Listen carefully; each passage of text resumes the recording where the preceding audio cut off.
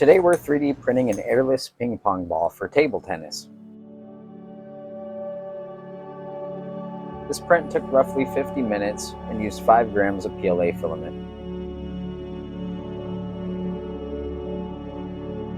You can also find this design on MakerWorld using the link below.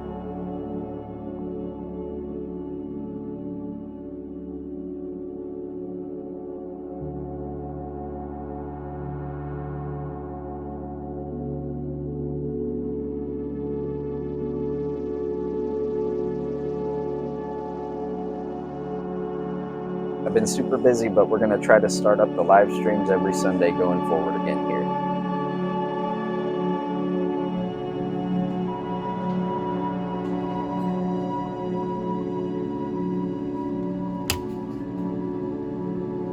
Thank you so much for watching. If you enjoyed this video, please leave a like and think about subscribing.